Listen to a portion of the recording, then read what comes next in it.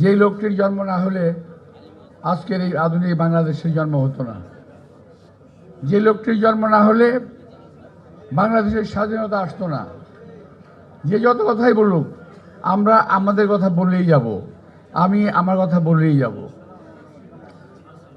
আওয়ামী লীগের নেতৃবৃন্দ বলতে চেয়েছিলেন শহীদ রাষ্ট্রপতি জিয়া রহমান এই স্বাধীনতার কোনো অংশীদার নয়, কিন্তু আমরা বলতে চাই যে শহীদ রাষ্ট্রপতি জিয়া রহমান যদি স্বাধীনতা ঘোষণা না দিতেন এই দেশ স্বাধীন হতো না।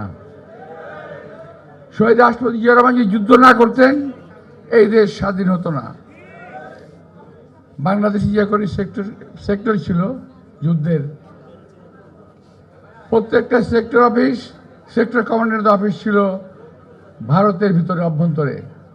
একমাত্র শহীদ রাষ্ট্রপতি জিয়া রহমানের সেক্টর ছিল সিলেটে, আমাদের বাংলাদেশের অভ্যন্তরে, এবং সেখান থেকে তিনি যুদ্ধ করেছেন।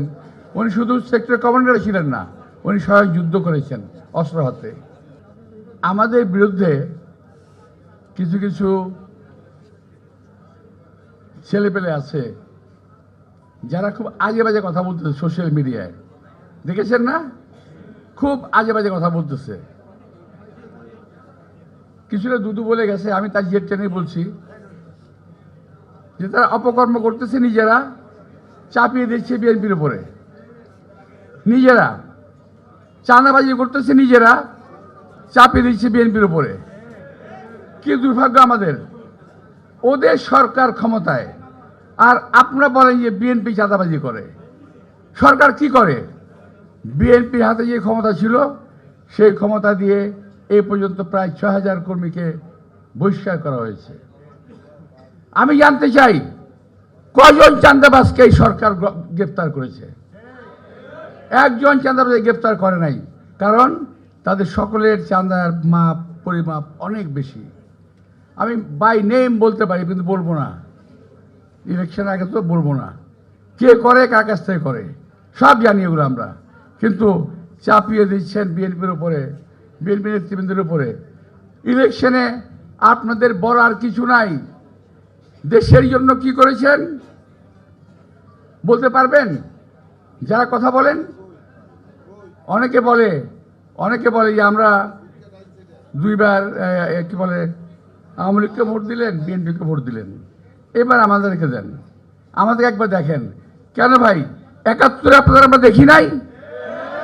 কিভাবে মানুষকে কচুকারা করেছেন, কিভাবে দালালি করেছেন, কিভাবে আমার মা বোনদের ইজ্জতে হানি করেছেন, এটা কি আমরা ৭১ দেখি নাই? আবার আরেকজন বলে কি জানেন? ওদের বলার কিছু নাই, বলে আমরা কি একটা যোদ্ধা, বলে ওরা যোদ্ধা, একটা যোদ্ধা ওরা, আমরা মুক্তিযোদ্ধা, ওরা আর একটা যোদ্ধা।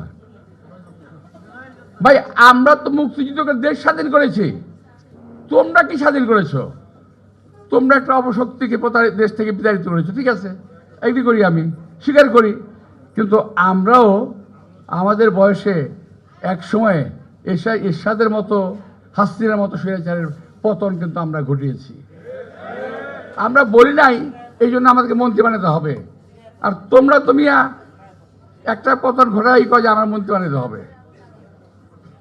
আমরা মুক্তিযুদ্ধের পর যা যা কাজে ফেরত গিয়েছিলাম, আমরা কি বলি নাই আমাদের মন্ত্রী বানাতে হবে?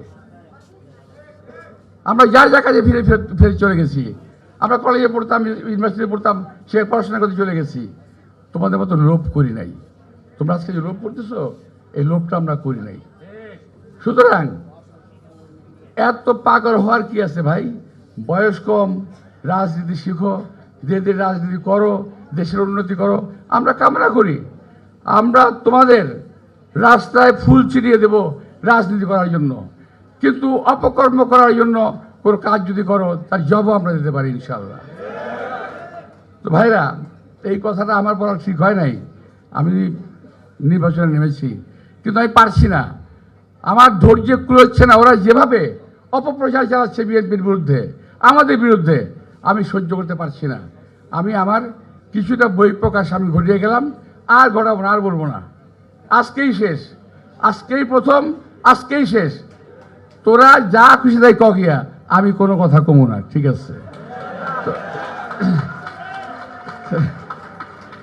ভাই আমার আর আর যাই হোক, আমার গলায় সাইনবোর্ড লাগিয়ে চলতে হবে না যে আমার বাড়ি ঢাকা এবং শাহজাহানপুরে। আমার ঠিকানা আছে রে ভাই। যারা ঠিকানাবিহীন তারা বলেন আমার বাড়ির মুখ জায়গায়, আমার বাড়ির মুখ জায়গায়। আমি ঠিকানাবিহীন লোক নই, এটা মাথায় রাখতে হবে। আমি এই দেশের একজন কর্মী। এই দেশকে স্বাধীন করা থেকে শুরু করে এই দেশের স্বাধীনতা সার্বভৌমত্ব রক্ষা করার জন্য যা করা দরকার সব কিছু করছি এবং জীবনের শেষ মুহূর্ত পর্যন্ত করবো ইনশাআল্লাহ।